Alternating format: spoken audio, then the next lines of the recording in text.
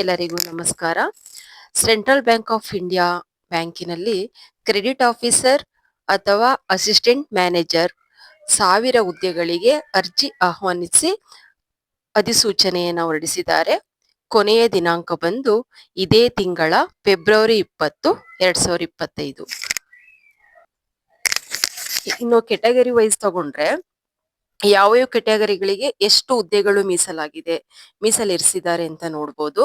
ಇನ್ನು ST ಅಭ್ಯರ್ಥಿಗಳಿಗೆ 150 ಹುದ್ದೆಗಳು, ST ಅಭ್ಯರ್ಥಿಗಳಿಗೆ 75 ಹುದ್ದೆಗಳು, ಇತರ ವರ್ಗದ ಅಭ್ಯರ್ಥಿಗಳಿಗೆ 270 ಹುದ್ದೆಗಳು, ಇನ್ನು ಆರ್ಥಿಕವಾಗಿ ಹಿಂದುಳಿದ ಅಭ್ಯರ್ಥಿಗಳಿಗೆ 100 ಹುದ್ದೆಗಳು, ಇನ್ನು ಸಾಮಾನ್ಯ ಅಭ್ಯರ್ಥಿಗಳಿಗೆ ಅಂದ್ರೆ ಜನರಲ್ಗೆ 405 ಹುದ್ದೆಗಳು. ಒಟ್ಟು 1000 ಹುದ್ದೆಗಳನ್ನ ಮೀಸಲಿರಿಸಿದ್ದಾರೆ.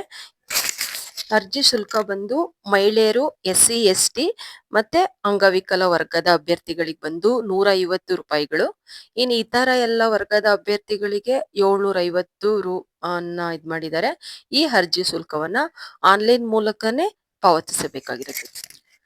ಇನ್ನು ವಯೋಮಿತಿ ಬಂದು 2024 ನವೆಂಬರ್ 30ಕ್ಕೆ ಅಪ್ಲಿಕೇಶನ್ ಹಾಕುವಂತ ಅಭ್ಯರ್ಥಿಗಳಿಗೆ ಮಿನಿಮಮ್ ಅಂದ್ರೆ ಇದು ಜನರಲ್ ಬಂದು ಮಿನಿಮಮ್ ಅಂದ್ರೆ 20 ವರ್ಷ, ಮ್ಯಾಕ್ಸಿಮಮ್ ಅಂದ್ರೆ 30 ವರ್ಷ. ಅಂದ್ರೆ 20 ರಿಂದ 30 ವರ್ಷದೊಳಗಡೆ ಇರಬೇಕು. 30 ವರ್ಷನೇ ಲಾಸ್ಟ್ ಇವರಿಗೆ.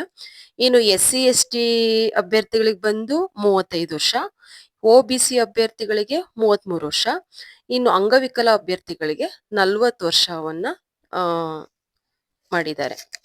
ಇನ್ನು ವೇತನ ಶ್ರೇಣಿ ಬಂದು 48,480 ರಿಂದ 85,920 ತನಕ ಇದೆ. ಇನ್ನು ವಿದ್ಯಾರ್ಹತೆ ಬಂದು ಸರ್ಕಾರದಿಂದ ಮಾನ್ಯತೆ ಪಡೆದ ವಿಶ್ವವಿದ್ಯಾಲಯದಲ್ಲಿ ಯಾವುದೇ ವಿಷಯದಲ್ಲಿ ಪದವಿ ಅಥವಾ ಡಿಗ್ರಿಯನ್ನ ಪಡ್ಕೊಂಡಿರ್ಬೇಕು ಇವರು. ಜನರಲ್ ಆದ್ರೆ ಅಂದ್ರೆ ಸಾಮಾನ್ಯ ವರ್ಗದ ಅಭ್ಯರ್ಥಿಗಳಿಗೆ 60% ತಗೊಂಡಿರ್ಬೇಕು ಅವರು. ಇನ್ನು SC ST OBC ಅಂಗವಿಕಲ ಅಭ್ಯರ್ಥಿಗಳು 55% ತಗೊಂಡಿದ್ರೆ ಈ ಹುದ್ದೆಗೆ ಅಪ್ಲಿಕೇಶನ್ ಹಾಕೋದಿಕ್ಕೆ ಅವರು ಎಲಿಜಿಬಲ್ ಆಗಿರ್ತಾರೆ. ಅಪ್ಲಿಕೇಶನ್ ಹಾಕುವಂತ ಅಭ್ಯರ್ಥಿಗಳು ಅಪ್ಲಿಕೇಶನ್ ಹಾಕುವ ದಿನಾಂಕದೊಳಗೆ ಅವರಲ್ಲಿ ಡಿಗ್ರಿಯಲ್ಲಿ ಪಡೆದಂತ ಎಲ್ಲಾ ಅಂಕಪಟ್ಟಿಗಳು ಇರ್ಬೇಕು, ಅಂದ್ರೆ ಮಾರ್ಕ್ಸ್ ಕಾರ್ಡ್ಗಳು ಇರ್ಬೇಕು ಅವ್ರ ಹತ್ರ. ಮತ್ತೆ ಅದಕ್ಕೆ ಸಂಬಂಧಪಟ್ಟಂತ ಪದವಿ ಪ್ರಮಾಣ ಪತ್ರ ಅಂದ್ರೆ ಕಾನ್ವಕೇಶನ್ ಅನ್ನ ನೀವು ಹೊಂದಿರಬೇಕು. ಆನ್ಲೈನ್ ಅಲ್ಲಿ ನೋಂದಾಯಿಸುವಾಗ ಪದವಿಯಲ್ಲಿ ಪಡೆದಂತ ಅಂಕಗಳ ಶೇಕಡಾವಾರು ಪ್ರಮಾಣವನ್ನು ಕೂಡ ನೀವು ಅಲ್ಲಿ ಸೂಚಿಸಬೇಕಾಗುತ್ತೆ. ಈ ಪರೀಕ್ಷೆಯಲ್ಲಿ ಆಯ್ಕೆ ಪ್ರಕ್ರಿಯೆ ಹೇಗಿರುತ್ತದೆ ಅಂದ್ರೆ ಆನ್ಲೈನ್ ಅಲ್ಲೇ ಎಕ್ಸಾಮ್ ನ ಮಾಡ್ತಾರೆ. ಅದು 150 ಅಂಕಗಳಿಗಿರುತ್ತೆ. ಇದರಲ್ಲಿ ಸೆಲೆಕ್ಟ್ ಆದಂತ ಅಭ್ಯರ್ಥಿಗಳಿಗೆ ಇಂಟರ್ವ್ಯೂ ಇರುತ್ತೆ. ಇಂಟರ್ವ್ಯೂದಲ್ಲಿ ವೈವಾ ಕೂಡ ಇರುತ್ತದೆ. ಇನ್ನು ಇಲ್ಲಿ ಯಾವುದೇ ರೀತಿಯ ನೆಗೆಟಿವ್ ಮಾರ್ಕ್ಸ್ ಇರಲ್ಲ. ಇದಕ್ಕೆ ಎಲ್ಲಾ ಪ್ರಶ್ನೆಗಳು ಕೂಡ ನೀವು ಉತ್ತರಿಸಬಹುದು. ಈ ಪ್ರಶ್ನೆ ಪತ್ರಿಕೆ ಬಂದು ಇಂಗ್ಲಿಷ್ ಅಥವಾ ಹಿಂದಿ ಭಾಷೆಯಲ್ಲಿ ಇರುತ್ತೆ.